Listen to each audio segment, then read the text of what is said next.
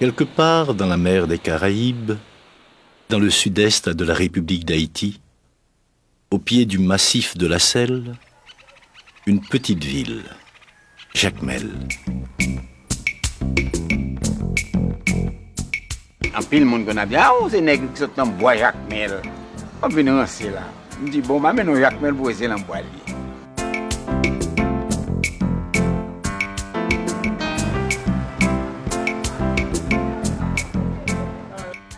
Comme je connaissais déjà presque tous les pays de l'Europe, j'ai commencé aux États-Unis, je suis entré au Mexique, j'ai fait les îles, j'ai rencontré un Suisse qui m'a dit « Tu ne connais pas Jacmel ?» Alors je me suis fait séduire pour faire un petit voyage, c'était avec un avion encore, et venir à Jacmel pour $18 à ce moment-là. Et quand j'ai vu ces plages, ces gens, cet accueil, j'ai dit « Je reste au moins 3 semaines ». Eh bien, c'est comme ça que je suis resté maintenant 25 ans. Quand on regarde au bas de la montagne, comment Jacmel est situé sur la baie, il y a un attrait particulier pour un artiste.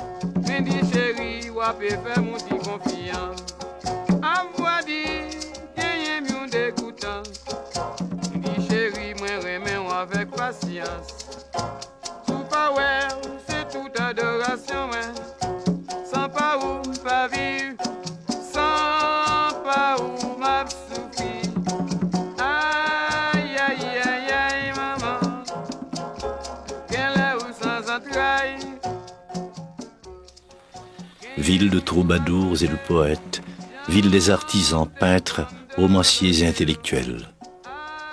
Et ville qui joua aussi un rôle important dans l'histoire haïtienne et panaméricaine. Cette région se serait appelée autrefois Yakimel, nom que lui auraient, semble-t-il, donné les premiers habitants d'Haïti, ce que Colomb, croyant découvrir l'Inde en abordant l'île haïtienne, avait pris pour des Indiens. Ce n'est que plus tard, plus précisément en 1698, durant la colonisation française qui succéda à celle de l'Espagne, que cette région fut rebaptisée Jacmel. Mais que reste-t-il de ce passé, à part ces histoires légendaires que nous racontent encore aujourd'hui les vieillards?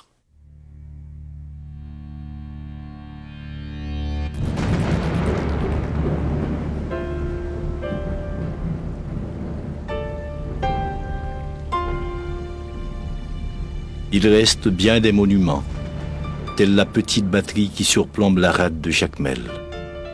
Construite en 1800, lors de la guerre fratricide du Sud entre les généraux Toussaint et Rigaud, elle compte parmi les nombreuses installations militaires qui permirent au général Pétion de défendre la ville. C'est aussi dans cette rade de Jacmel que Miranda, précurseur de l'indépendance vénézuélienne, créa le drapeau du Venezuela et décida de partir en expédition avec 200 jeunes jacméliens prêts à participer à la libération des esclaves du continent. Quelques années plus tard, Simon Bolivar allait lui aussi résider plusieurs mois à Jacmel. Au sommet du morne Pierre qui domine la ville, le fort Auger. Il fut érigé en 1804 par le général Magloire-Amboise sous l'ordre de Dessalines, chef de l'armée indigène qui craignait un retour éventuel des forces coloniales françaises.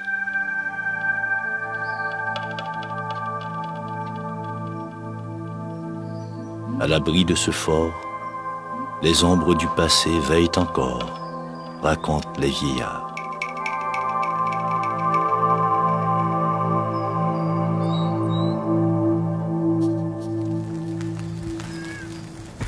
Le 19 septembre 1896, un violent incendie allait dévaster la ville, dont la plupart des maisons étaient construites en bois.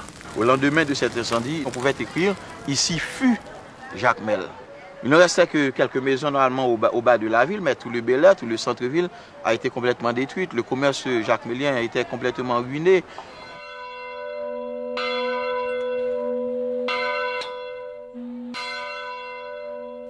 Cependant, cette ville a été bien vite reconstruite. Des bâtiments comme l'église, ravagés par le feu, ont été restaurés. Et au bas de la ville, on assiste à l'implantation de maisons préfabriquées, à l'épreuve du feu. Plusieurs citadins, enrichis par le commerce qui florissait entre Jacmel et l'Europe, importaient leurs maisons directement de France. Ici, il a fallu importer la structure métallique et les mosaïques et tout le reste.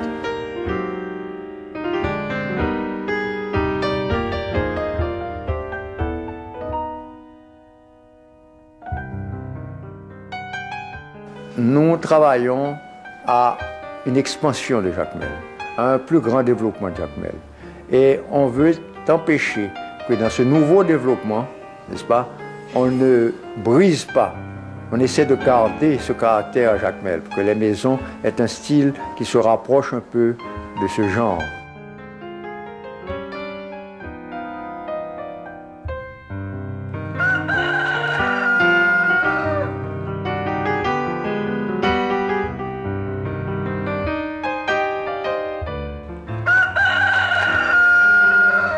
Entre 1880, par là, 1860, on était très florissant à Jacmel.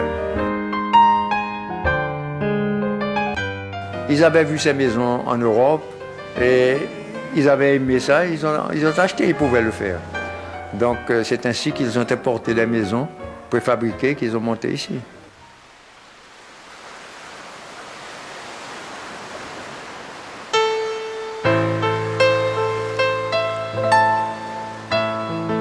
Telle opération n'aurait pas été possible sans le café, qui constituait la principale denrée d'exportation de Jacmel, sa richesse. La production et la commercialisation du café donnaient tout son rythme à la ville. Jacmel a été, à partir de 1850, le seul port ouvert au commerce extérieur, le seul port reliant et Haïti et l'Europe. Tout le commerce du pays se faisait à partir de Jacmel. Entre 1925 et 1930, n'est-ce pas, Jacmel exportait quand même pas mal de café. Il y avait beaucoup de maisons de commerce. Ça, c'était le bureau du propriétaire. Et ça, c'était le bureau de notre employé.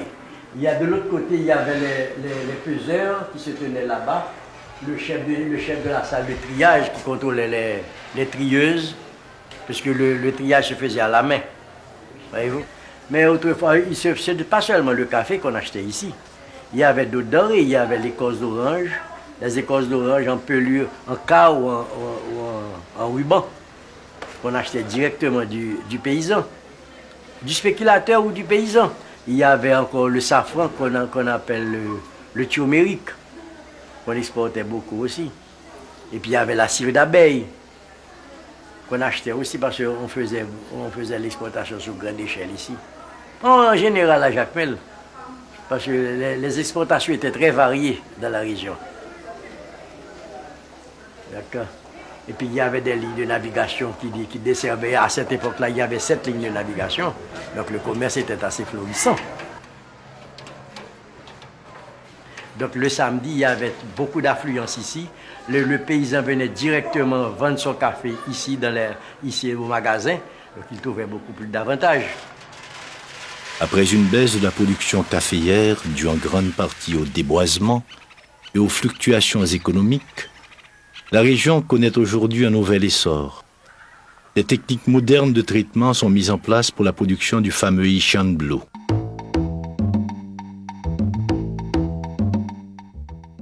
Et les planteurs des montagnes se passent désormais du spéculateur intermédiaire.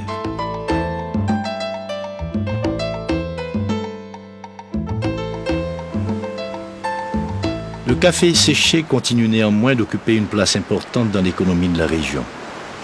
Les sacs de café, qui arrivent fort souvent par la mer, sont transportés sur ces embarcations frêles et colorées nommées corallins.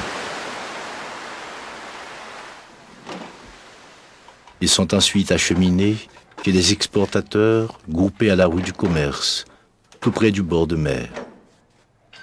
Et là, on procède à la pesée dans les vieilles balances, les mêmes qu'autrefois.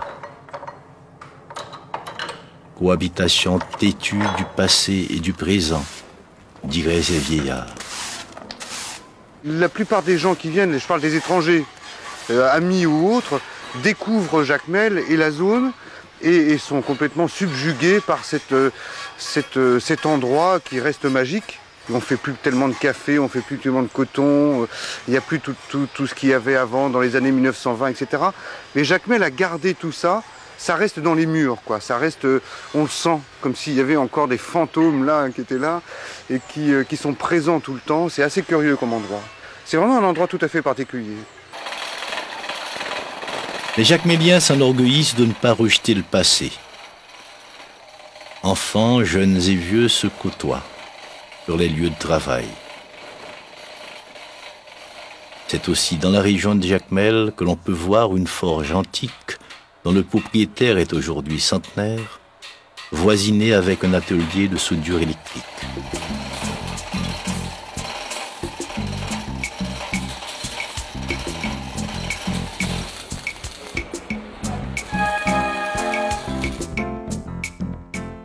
Passé et présent, l'ancien et le nouveau font ici bon ménage. Héritier d'une grande famille jacmelienne, Victor Boucard a décidé de remettre sur pied, avec des moyens modernes, une industrie autrefois réputée, la production d'huiles essentielles. Il y a un principe très moderne dans l'industrie maintenant, c'est ce qu'on appelle la cogénération. Et c'est ce qu'on a voulu faire, c'est-à-dire que dans notre usine, nous faisons différents produits qui se font tous sous le même toit, quoi. Dans le cas, par exemple, du clairin, où il nous faut moudre la canne, passer la canne par le moulin, la bagasse, une fois séchée, sert à alimenter la chaudière.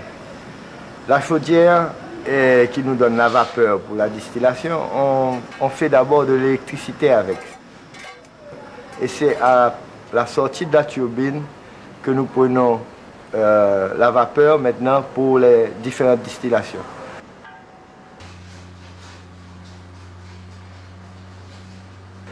Et nous faisons le bois de santal, qui s'appelle ici le bois chandelle. Et nous faisons d'autres choses comme du sirop de canne aussi. Et plus tard, on peut ajouter, c'est ça la beauté de la chose, que tout autour de l'usine, on peut avoir toutes sortes de petites manufactures. C'est un des grands plaisirs que nous avons et de travailler en Haïti, c'est que nous trouvons une main-d'œuvre qui s'empresse à vouloir faire bien, à apprendre. Quand je suis arrivé à Jacmel en fin 1986, personne ne savait construire une maquette de bateau, puisque c'est pour ça que j'étais venu. Et en un an et demi, parce que j'ai quand même eu 1 an et demi de formation à peu près, les gens savaient très bien faire les maquettes de bateaux. Donc il y a une souplesse d'adaptation qui est très intéressante. Bruno a formé Enso, et aujourd'hui, Enso fonde sa propre entreprise de fabrication de bateaux miniatures qui emploie près d'une vingtaine de personnes.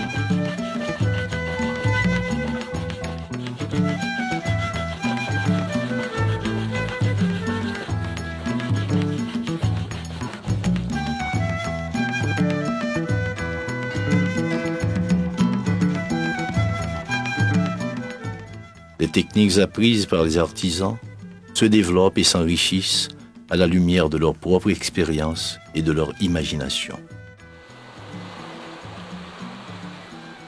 Depuis petit, tout le temps que les a fait bateau, mais à l'époque ça c'était gros bateau, et puis je toujours qu'un morceau bois avec eux, tout ça fait que moi déjà me dégaine sens là la carrière. Me dégaine sens là en gros plan, même pas de gain en miniature. Grand moun yo k'ap vini kounya là, k'ap mande m'explication, moi même tout mal côté tout mande explication tout.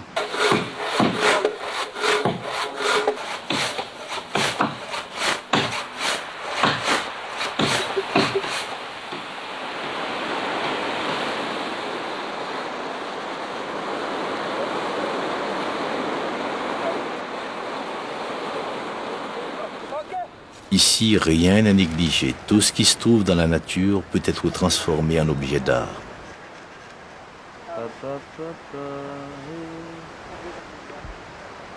Dans l'atelier de Michel Doxy, on utilise l'écorce de cocotier pour fabriquer lampes et abat-jours. Non pas tellement qu'on utilisait l'avant dans lampe. Nous avons commencé d'abord par exploiter tâches pour nous faire masse, nous faire quelques abajoues avec tout, mais applique mural. Et puis on leur comme ça, nous commençons par appliquer sur quelques calebasses, comme ça, pour faire des expressions. Et puis nous pensons tout capable de marcher. Nous commençons à entreprendre en production lampe calebasse combinée avec cuir pour faire bordure, mais avec tamis coco.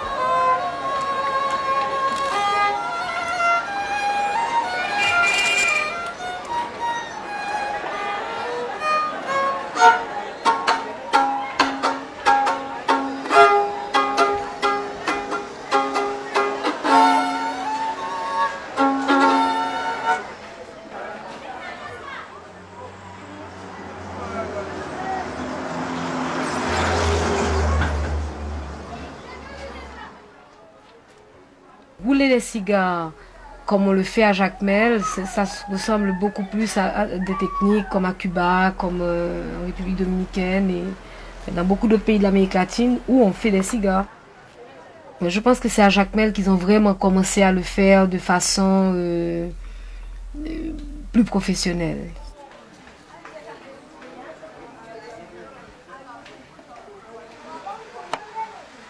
Jacmel a un cachet spécial et puis ça n'a pas été... Et puis il y a une demande pour Jacmel, c'est-à-dire qu'on a amené beaucoup d'étrangers à Jacmel.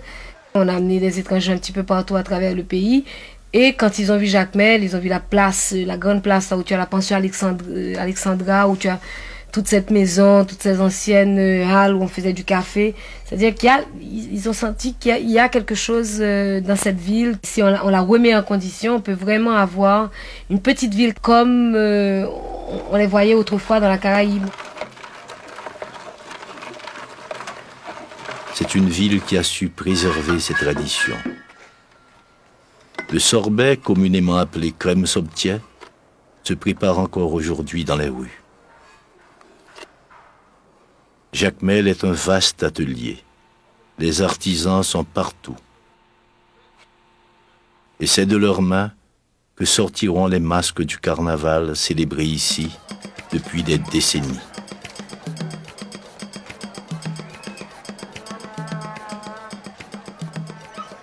À travers le défilé carnavalesque, ce sont des segments d'histoire du pays et de la région qui sont ressuscités. C'était comme un grand théâtre populaire où il y avait pas mal de rôles du Mardi Gras.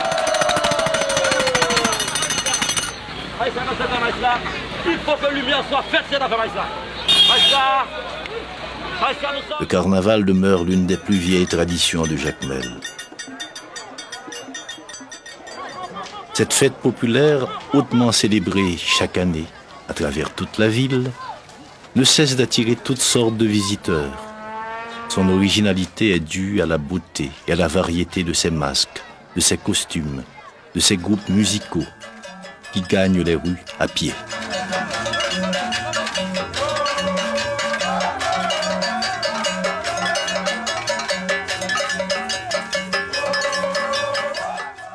Et ce carnaval bat son plein 3 jours, 3 nuits, jusqu'à l'épuisement des corps, jusqu'aux cendres du mercredi matin.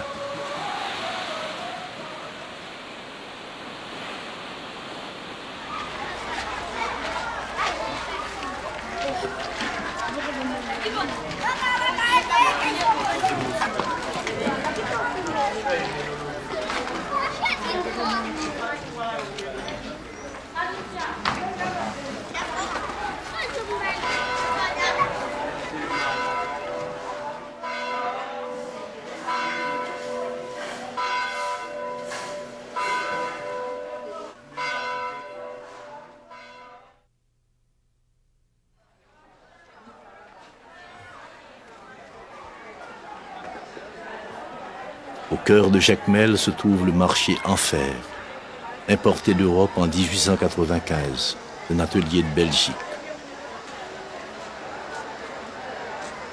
Quoique très ancien, Ce marché accueille encore chaque jour des centaines de petits commerçants qui viennent y étaler des produits de toutes sortes.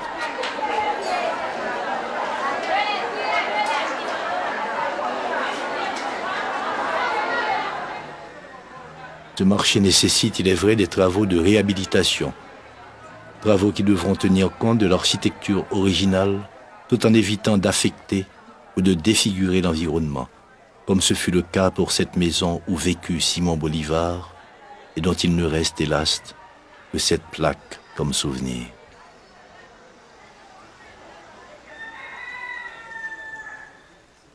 Ça serait dommage qu'on laisse encadrer par des constructions en béton tous ces bâtiments d'époque qui constituent non seulement la mémoire de cette ville, mais aussi l'une de ses sources d'inspiration.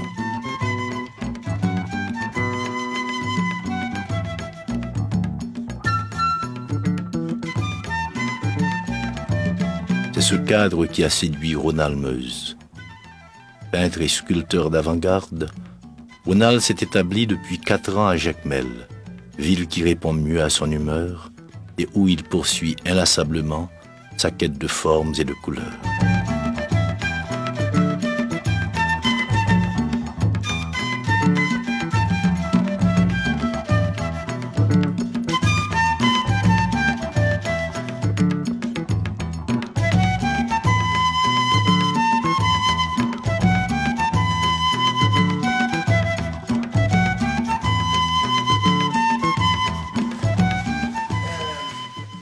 Moreau, artiste peintre, a lui aussi fondé un atelier d'artisanat et l'influence de ses créations s'étend bien au-delà de la région.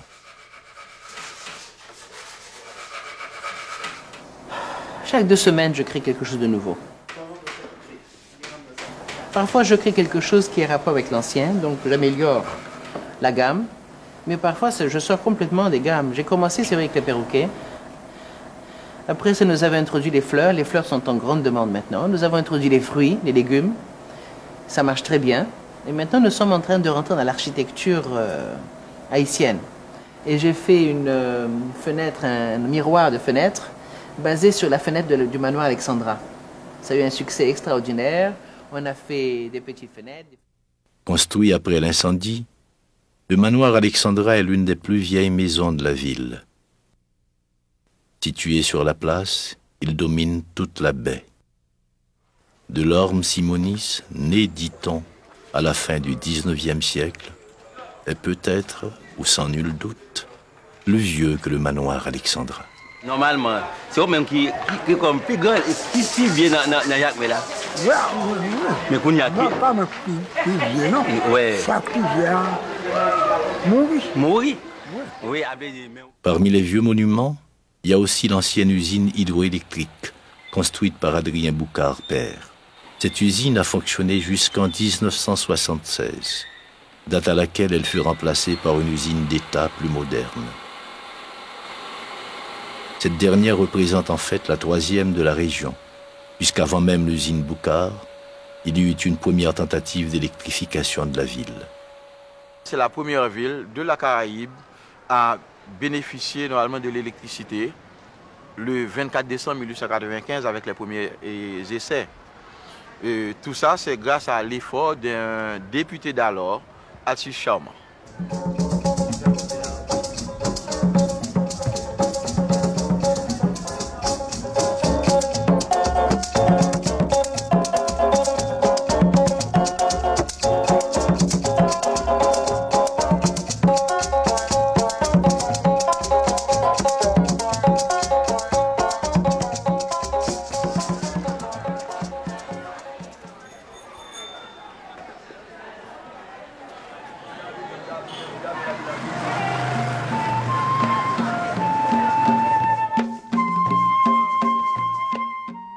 Cette ville, pour ce qu'elle fut et pour ce qu'elle est encore, a donné naissance à une autre, la ville imaginaire de Préfète Dufaux.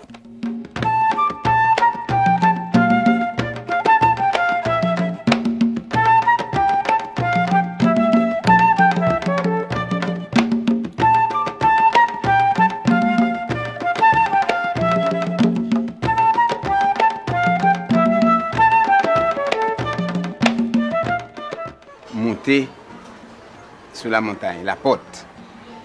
Et tant que la porte m'a dominé la ville là très bien. Et puis je prends un morceau de papier, crayon, et puis je trace la ville de Jacmel. Même faire dans sens pas. Quoique son ville qui est déjà belle déjà, mais mettez plus de bagailles toujours. Tout tableau me fait toutes ces villes imaginaires mais qui ont un ressemblant à la ville de Jacmel. Quelque part, dans la mer des Caraïbes, au fond d'une baie somptueuse, une petite ville où le passé et le présent se côtoient harmonieusement. Jacmel.